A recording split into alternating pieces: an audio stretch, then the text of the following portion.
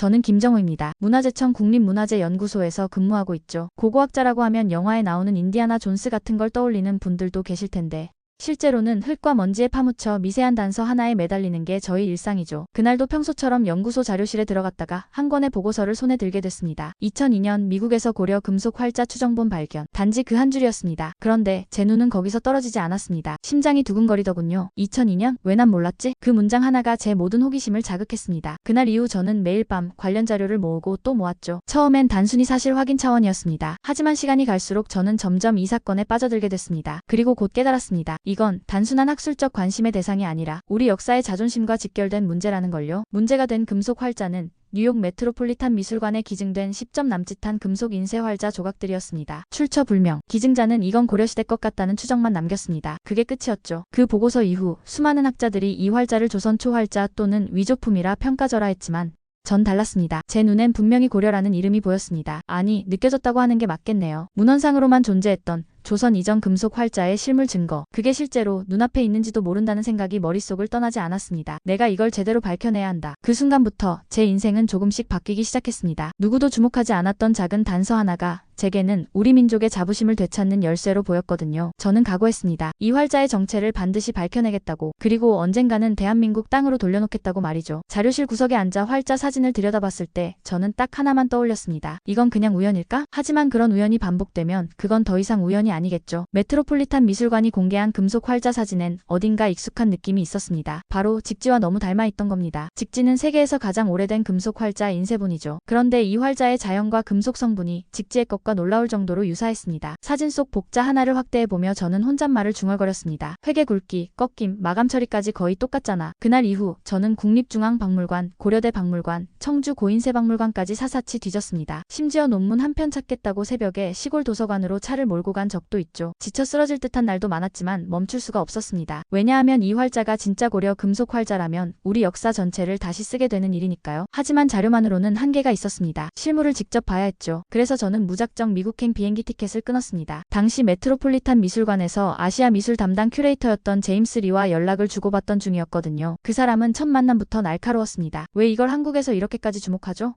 단순한 인쇄 도구일 뿐입니다. 그 말에 저는 참을 수 없었습니다. 이건 단순한 도구가 아닙니다. 한 나라의 기술력, 문화 수준, 역사의식이 응축된 결정체입니다. 당신들에겐 금속 조각일지 몰라도 우리에겐 자존심입니다. 순간 제 목소리가 떨렸습니다. 분노가 아니라 간절함 때문이었죠. 다행히 제임스 리는 태도를 조금 바꿨습니다. 좋습니다. 당신이 그렇게 진지하다면 실제로 보게 해드리죠. 그리고 며칠 뒤 저는 활자와 마주했습니다. 강철 진열대에 조심스레 놓인 낡은 금속 활자들, 빛바랜 금속 위로 문, 복, 도자가 아스라이 보였습니다. 저는 숨을 멈춘 채로 고개를 숙였습니다. 당신은 진짜 고려에서 왔나요? 속으로 중얼였죠. 눈물이 날 뻔했습니다. 이건 누가 뭐래도 그냥 활자가 아니었습니다. 이건 600년 전 고려 장인의 손끝에서 태어난 문명의 결정체였고 우리 민족이 쌓아온 기록과 기술의 혼이었습니다. 확신이 생겼습니다. 이건 반드시 증명해내야 한다. 그 누구도 부정할 수 없는 증거로 이 활자가 고려라는 이름을 되찾게 해줘야 한다. 그리고 그날부터 저의 싸움이 시작됐습니다. 논문과 보고서, 사진 분석, 현미경 촬영, X선 분광 분석까지 하나하나 데이터를 쌓아가며 저는 제 스스로에게 말했죠. 절대 포기하지 마. 이건 너 혼자만의 일이 아니니까. 문 밖까지 나갔다가도 또다시 뒤돌아 서랍을 열었습니다. 여전히 그 안에는 조각난 철제 활자 1개, 반쯤 다른 가장자리, 거칠게 파인 면. 남들은 그냥 오래된 금속 덩어리로 보겠지만 저는 알 수 있었죠. 이건 그냥 쇳덩이가 아니었습니다. 조선이 남긴 증거였습니다. 몇 년 전이었습니다. 영국 출장 중이었죠. 런던에 있는 한 고서점에서 그 활자를 처음 봤습니다. 책을 보러 간 자리였는데 문득 시야에 들어온 건 책장이 아닌 그 활자 조각이었어요. 작고 낡았지만 어쩐지 눈을 뗄 수 없었죠. 이상했습니다. 왜 저런 게 여기에 있는 거지? 상인이 내게 말했습니다. 그거 조선에서 왔다더군요. 대형 박물관 쪽에서 흘러나온 거라고 하던데. 순간 심장이 쿵 내려앉았습니다. 조선에서 왔다는 건 곧 우리가 만든 활자란 뜻이었어요. 순간 머릿속에 여러 인물이 떠올랐습니다. 세종, 집현전, 직지, 그리고 조선의 인쇄술. 하지만 활자는 어디에서 유래했고 왜 이곳에 있는지는 아무도 모르고 있었습니다. 문득 이런 생각이 들더군요. 이건 내가 찾아야 할 물건이다. 이걸 그냥 놔둘 수는 없었어요. 뿌리가 잘려진 채 방치된 이 쇠붙이는 제가 다시 조선으로 데려가야 했습니다. 그날 밤 호텔방에서 잠을 이루지 못했습니다. 문득 서랍 속에 있던 활자 조각을 다시 꺼내 들었습니다. 반질반질하게 다른 면을 손끝으로 쓸어보며 생각했습니다. 이건 누군가의 손에서 손으로 수백 년을 거쳐 흘러온 물건입니다. 어쩌면 세종이 직접 본 활자일지도 모릅니다. 아니, 정인지, 성산문이 집현전에서 손에 쥐었던 그 활자일 수도 있겠죠. 그렇게 생각하니 그냥 역사적 유물이라는 말로는 부족했습니다. 이건 조선의 기억이자 기술이고 정신이었습니다. 그러니 그냥 둘 수 없었습니다. 있었습니다. 며칠 후 저는 그 활자를 구입했습니다. 가격은 생각보다 저렴했죠. 세상은 이 조각을 쓰레기처럼 취급했지만 제게는 금보다 귀한 보물이었습니다. 문제는 이제부터였습니다. 이게 정말 조선의 금속 활자인지, 그렇다면 어느 시대에 쓰였는지 증명할 수 있어야 했습니다. 저는 귀국하자마자 연구기관을 찾아갔습니다. 국립과학수사연구원, 문화재청, 국립중앙박물관 들고 뛰었죠. 누가 봐도 미친 사람처럼 보였을 겁니다. 작은 금속 조각 하나 들고 뛰어다니는 40대 아저씨. 하지만 제가 가진 건 그 쇳덩이 하나뿐이었거든요. 처음엔 다들 믿지 않았습니다. 이건 활자처럼 보이긴 하는데 조선 거라는 증거가 없네요. 이건 그냥 유럽 활자 아닐까요? 하지만 저는 포기할 수 없었습니다. 하나하나 증거를 모으기 시작했죠. 금속 성분 분석, 자석 반응, 표면 부식 상태, 그리고 결정적으로 글자의 조형이었습니다. 그 글자 하나에 조선의 혼이 담겨 있었거든요. 곡선의 처리, 획의 두께, 심지어는 모서리의 미세한 각도까지 조선 활자에서만 볼 수 있는 흔적이 명확했습니다. 이건 100% 우리가 만든 것이었습니다. 그제야 사람들도 조금씩 달라졌습니다. 이거 진짜일 수도 있겠네요. 이건 단순한 유물이 아니라 기술사적으로 의미가 큽니다. 저는 안도하면서도 한편으론 화가 났습니다. 이게 얼마나 대단한 건데 왜 이걸 알아보는데 이렇게 오래 걸려야 했던 걸까요? 그때 결심했습니다. 이 활자의 정체를, 그 역사를 전 세계에 제대로 알려야겠다고요. 그리고 잃어버린 나머지 활자들도 반드시 찾아내겠다고요. 진짜 문제는 그때부터였어요. 이 활자가 조선의 것이라는 건 감으로 알 수 있었지만 어디서 만들어졌고 어떤 경로로 영국까지 흘러갔는지를 밝혀야 했습니다. 그래야만 이 한 조각이 갖는 의미가 완전히 드러나는 거였거든요. 먼저 한글 활자의 형태부터 분석에 들어갔습니다. 제가 확보한 건 기억이었어요. 한글 자모 중에서도 기본이죠. 그런데 그 획의 굵기나 배치, 중심의 비율이 아주 독특했습니다. 문득 떠오른 이름이 하나 있었어요. 간송 전영필. 간송미술관은 일제강점기 때부터 문화재를 모아온 곳이고 특히 조선 활자에 대한 기록과 실물을 여럿 보유하고 있었거든요. 무작정 연락을 했습니다. 간송미술관 쪽에서 비슷한 활자를 보신 적 있으신가요? 며칠 뒤 한 통의 전화가 왔어요. 간송미술관 학예연구사 이한나라는 분이었습니다. 비슷한 활자 예전에 연구 중에 스쳐 지나간 적이 있던 것 같네요. 직접 오실 수 있으세요? 바로 다음날 아침에 짐을 싸들고 서울로 향했습니다. 간송미술관의 창고는 말 그대로 보물창고 같았어요. 오래된 목재서가, 표면이 다른 채 보관된 조선시대 금속 활자들, 손을 대기도 조심스러웠습니다. 이한나는 저를 안내하며 조심스럽게 하나의 작은 나무 상자를 꺼냈어요. 그 안에는 낡고 부식된 금속 활자 수십 개가 정렬되어 있었죠. 여기 이 활자들과 닮았다고 생각하신다고요? 저는 들고 간 기억 활자를 꺼내 조심스럽게 맞춰보았습니다. 놀랍게도 제가 가진 활자와 구조가 거의 일치했습니다. 제작 기법, 크기, 금속 합금의 빛깔까지도요. 이건 우연의 일치라고 보기엔 무리였죠. 이거 혹시 의뢰자 계열 아니에요?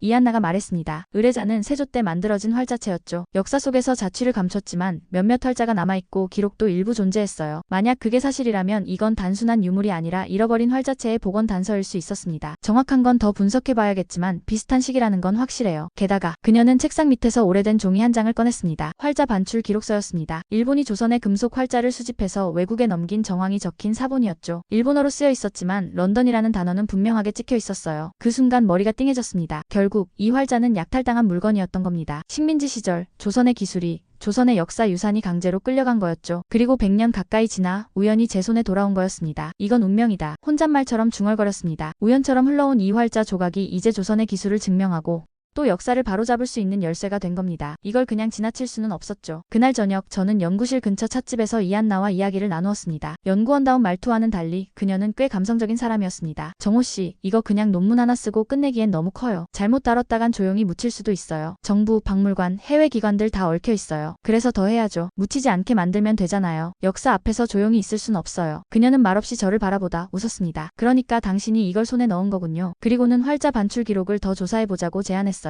그 문서에 적힌 이름 중 하나가 이상하게 익숙하다고 하더군요. 에드워드 퍼시벌 호턴. 20세기 초 조선 총독부 근무 경력이 있는 영국 외교관이었습니다. 런던 고서점 주인이 흘린 단서와도 맞아 떨어졌죠. 퍼즐의 조각이 조금씩 맞춰지는 느낌이었습니다. 저는 이한나와 손을 맞잡았습니다. 이건 단순한 유물 복원이나 수집이 아니었습니다. 역사적 진실을 다시 세우는 작업이었으니까요. 나는 우선 수소문 끝에 오래된 문헌이나 서적들을 정리하고 복원하는 일을 하는 사람을 만나기로 했습니다. 그 길로 바로 서울로 가서 정민호라는 사람을 만나서 그 오래된 종이 한 장을 그에게 보여줬습니다. 그 종이에는 금속 활자 인쇄본추 정본이라 적혀 있었죠. 대부분 그런 표기는 그냥 모양만 이란 걸 말합니다. 진짜 일리 없죠. 하지만 정민호 씨는 이상한 끌림을 느꼈습니다. 종이를 넘기는데 손끝이 찌릿했어요. 활자가 보였는데 뭔가 다르더군요. 모양이 정확하고 균일했어요. 글씨체가 마치 현대식 활판처럼 정돈돼 있었죠. 이거 이상한데? 기록엔 19세기 후반 일본 경매를 통해 유입됐다고 돼 있었고 이후 소장자의 자손이 기증했다고 되어 있었죠. 순간 가슴이 철렁했습니다. 이건 뭔가 있다. 심장이 뛰었고 손에 땀이 나더군요. 그날 밤 저는 잠을 잘 수 없었습니다. 이건 그냥 인쇄물이 아니었습니다. 무언가 오래된 시간의 틈을 뚫고 나온 진실 같았죠. 며칠을 그 문서에 매달렸습니다. 저희 출판사엔 역사 전문가가 따로 없기 때문에 관련 전문가에게 도움을 요청했어요. 한양대학교 박물관의 이재훈 교수, 조선활자 연구로 유명한 분이죠. 문서를 보여드리자 이재훈 교수는 말이 없었습니다. 한 장 한 장 넘길수록 얼굴이 굳어졌죠. 정민호 씨, 이거 어디서 났어요? 기증 자료입니다. 왜 그러시죠? 이 교수는 조용히 말했다. 이건 조선 금속 활자의 가능성이 있어요. 그것도 조선 전기. 조선 전기라면 직지보다도 앞선 시기입니다. 그 말에 손이 떨렸어요. 설마 조선의 금속 활자 문화가 다시 드러나는 건가? 그는 추가 조사를 하자며 자료를 가져가셨고 저는 다시 평소처럼 출근을 했지만 마음은 계속 붕 떠 있었습니다. 혹시 내가 엄청난 걸 건드린 건 아닐까? 이틀 후 교수님이 저를 다시 불렀습니다. 정 씨, 이건 직지 이전의 금속 활자본일 가능성이 있습니다. 하지만 확정하려면 국립박물관 쪽과 협조해야겠어요. 그 순간 현실감이 들지 않았습니다. 제가 그런 걸 발견했다고요? 그냥 서류 정리하다가. 하지만 이상하게도 이 일이 시작되면서 제 안에 묘한 의지가 생겼습니다. 진실을 확인하고 싶었습니다. 조선의 이름을 걸고. 그렇게 저는 혼자서 국립박물관의 검토가 시작됐습니다. 동시에 저는 일본 내 자료들을 파기 시작했죠.